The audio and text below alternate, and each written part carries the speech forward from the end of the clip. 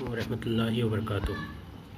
میں جبران خان آج آپ کے سامنے جو ہے نا خطبات مولانا مودودی رحمۃ اللہ علیہ کی کتاب ہے، اس میں 5 فرائض کے اصل مقاصد بیان کیے گئے ہیں۔ ہم کو تو بظاہر معلوم ہے 5 فرائض ہیں، جیسے ایمان ہے، نماز ہے، رمضان کے روزے ہیں، زکوٰۃ ہے، حج ہے۔ اس کے اصل مقصد کیا ہے؟ اللہ تعالیٰ نے جو ہے نا یہ فرائض کس لیے دیے ہیں، کس وجہ سے دیے ہیں؟ اللہ تعالیٰ ایسا تو نہیں کہ جو ہے بے وجہ ہماری یہ کرے، نہیں، اللہ کی عبادت کرنے کے لیے۔ اصل عبادت کیا ہے اللہ کی؟ اللہ کیا چاہتا ہے ہم سے کہ جو ہے ہم اس کے تحت اپنی زندگی گزاریں۔ اس نے جو احکام دیے ہیں اللہ کے رسول صلی اللہ علیہ وسلم کے ذریعے، اس کے تحت جو ہے نا ہماری زندگی ہو، اور اللہ کے قوانین کو، اللہ کا جو یہ حکمتیں ہیں، اللہ کی جو حکومت، اللہ نے جو سیاست بتائی ہوئی، پورا کا پورا دستور دیا ہوا ہے قرآن کے ذریعے، تو اس دستور کو جو ہے نا اس نوح زمین پر نافذ کرنے کے لیے جو ہے نا اللہ تعالیٰ نے ہم کو یہاں بھیجا ہوا ہے۔ لیکن ہم نے اس مقصد کو دو چار کر کے دور رکھ دیا ہے، اور ان فرائض کو بظاہر بھی بہت کم لوگ ادا کرتے ہیں آج کل، لیکن اس کی اصل مقاصد کو سمجھنے کے لیے کوئی تیار نہیں ہے کہ بھئی کیا ہے اصل مقصد۔ صرف یہی ہے کہ کوئی ایک نان مسلم جو ہے، کوئی بھی ایک ہماری یا تو باپ دادا سے ہم کو دین مل گیا ہے، ہمارے باپ دادا کا دین ہے یہ، جیسے کہ پرانے جو کافر جو بھی تھے قومیں تھی، جس طرح سے میرے باپ دادا بھی مانتے تھے کہ ہم بتوں کی پوجا کرتے ہیں، اسی طرح ہم بھی اسی طرح کے مسلمان ہیں۔ یا پھر کہ جو ہے جو بھی ریورٹ ہوتا ہے، صرف نام بدلنے کے مسلمان ہیں، مطلب رام سے رحیم بن گیا، مشتاق سے یہ ہے کیا آپ کا منجو سے مشتاق بن گیا، تو بس اسی کو ہم مسلمان کہتے ہیں خود کو۔ بس نام بدل دینے سے، نام کو جو ہے نا دوسرا نام دے دینے سے مسلمان ہم بن جائیں گے؟ کہ اللہ تعالیٰ اس بنا پر ہماری جو ہے نا آخرت میں پوچھ توچھ کرے گا؟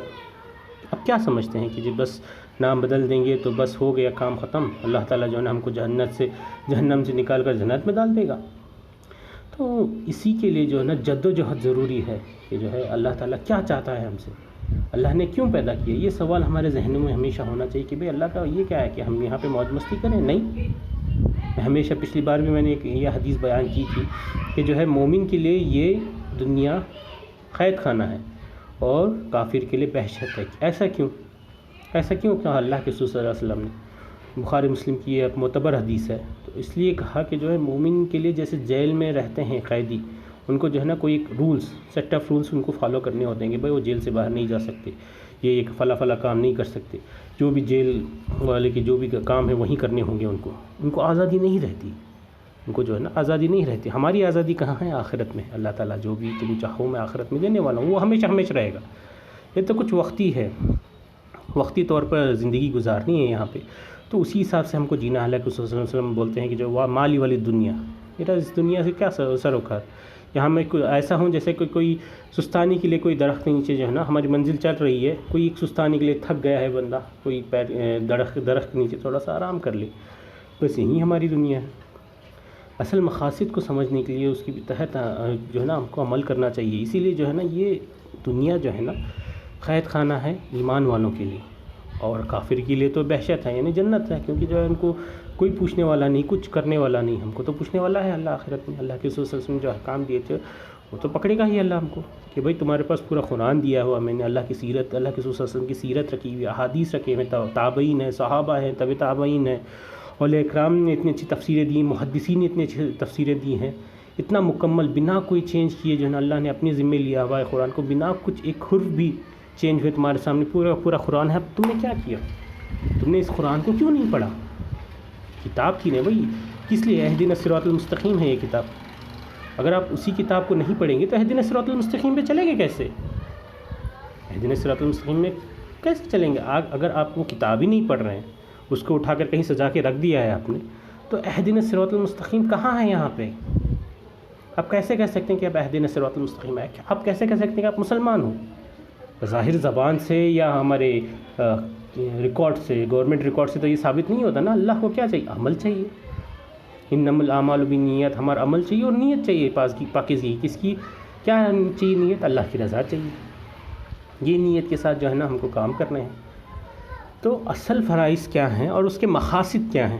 لا الہ الا اللہ محمد رسول اللہ جب کوئی بندہ بولتا ہے تو وہ اتنا بڑا ڈفرینس کیوں آ جاتا ہے کہ بندہ جو جہنمی تھا جنت میں چلا جاتا ہے، جو اسے جو ہے نا مسلم عورت حرام کی حلال ہو جاتی ہے، کیا جو کوئی بھی مسلم یہ جو اللہ تعالیٰ جو ہے نا اس کو جو ہے نا خارج کی نظر سے دیکھتا تھا وہ اچھا ہو جاتا ہے، جو ہے نا برا اللہ تعالیٰ جس کو جو ہے نا عذاب میں ڈالنے والا ہوتا ہے وہ جنت کی جو ہے نا حوریں یہ کرتی ہیں اس کو، تو کیوں؟ صرف نام کی بنا پر آپ کو یہی لگتا ہے؟ اور 5 فرائض کیوں رکھے ہیں اللہ نے؟ کیا مقصد ہے اس کے پیچھے؟ بس لا الہ الا اللہ محمد رسول اللہ زبان سے کہہ دینے سے کافی ہے؟ یا پھر نماز میں چند سجدے کرنے سے اللہ تعالیٰ ہم کو ہماری یہ معاف کر دے گا؟ یا کچھ روزے رکھ لینے سے سارا دن کچھ دیر کے لیے بھوکا رہنے سے ہمارا اللہ تعالیٰ جو ہے نا یہ معاف کر دے گا؟ کیوں ہیں یہ سب جو ہے نا اللہ تعالیٰ نے یہ سب پریکٹسیں کیوں، یہ سب فرائض کیوں رکھیں، کس مقصد کے لیے رکھیں؟ یہ سوچنے کی بات ہے۔ تو مولانا مودودی رحمۃ اللہ علیہ نے یہ طرز ذہن کے ساتھ جو ہے نا ہمارے سامنے خطبات رکھی ہے، اور انہیں پورا بتایا کس طرح سے جو ہے نا ہر ایک فرائض کے نیچے اصل مقصد کیا ہے، اللہ تعالیٰ نے اس کو کیوں رکھا ہے۔ تو میں یہ سیریز انشاءاللہ تعالیٰ شروع کرنے جا رہا ہوں کہ اللہ تعالیٰ نے یہ فرائض ہمارے پر کیوں عائد کیے، لا الہ الا اللہ محمد رسول اللہ بولنے سے انسان کیا ہوتا ہے، اس کا اصل مقصد کیا ہے، اس کے پیچھے اللہ تعالیٰ کا کیا وعید ہے، کیا عنویت ہے، کیا چاہتا ہے ہم سے اللہ تعالیٰ جو ہے نا، ہم کہاں ٹھہرے ہیں، اللہ تعالیٰ ان فرائض سے ہمیں کس چیز کی ٹریننگ دینا چاہتا ہے۔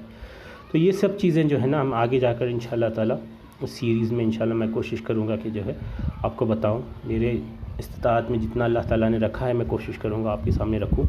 اللہ تعالیٰ سے دعا ہے کہ مجھے جو ہے نا وہ وصیت وہ یہ دے کہ جو ہے آپ کے سامنے صحیح طرح سے صحیح فہم کے ساتھ آپ کے سامنے دین رکھوں، خود بھی عمل کروں اللہ تعالیٰ، اور خود بھی پڑھوں اور دوسروں کو بھی پہنچاؤں، بس یہی میرا ہے انشاءاللہ تعالیٰ۔ میں ابھی میرے اس بات کو کہہ کر ختم کرتا ہوں، انشاءاللہ کل سے جو ہے نا میں بیٹھ کر اس کی لا الہ الا اللہ کا اصل مقصد، میرے خیال سے 15 سے 20 سیریز لگیں اس کو ختم کرنے کے لیے، وہ اس کے بعد نماز کی اہمیت، روزے کی اہمیت، اس کے مقاصد کیا ہیں، اللہ تعالیٰ اس سے کیا چاہتا ہے، زکوٰۃ کی اہمیت، حج فرض کیوں ہیں، ان سب چیزوں کے بارے میں پورے جو ہے نا بولتے ہیں نا بریفنگ آپ کو انشاءاللہ تعالیٰ دوں گا آگے جا کر انشاءاللہ۔ اللہ سے دعا ہے کہ اللہ تعالیٰ مجھے طاقت دے، ہمت دے کہ جو ہے میں کر پاؤں آگے جا کر۔ بس دعا گو ہوں اللہ آپ ہم سب کو، ہم جو مسلمان آج جو پریشانیوں سے گزر رہے ہیں ان پریشانیوں کو حل عطا فرمائے، آمین۔ اور ہمیں بولنے سے زیادہ عمل کرنے کی توفیق عطا فرمائے، ہم سب کو جو ہے نا پڑھنے سننے قرآن کو پڑھنے سننے سمجھنے اور عمل کرنے کی توفیق عطا فرمائے، اور اللہ کی راہ میں چلنے کی ہم سب کو، مجھے پورے امت مسلمہ کو آج پریشانی اس لیے ہے کہ جو ہم جو ہے نا راہ سے بھٹک چکے ہیں، تو اللہ کی راہ میں چلنے کی توفیق عطا فرمائے، اہدنا الصراط المستقیم پہ چلنے کی توفیق عطا فرمائے۔ بس یہیں کہہ کر میں اپنی چھوٹی سی تقریر کو ختم کرتا ہوں، آخر دعوانا الحمدللہ رب العالمین۔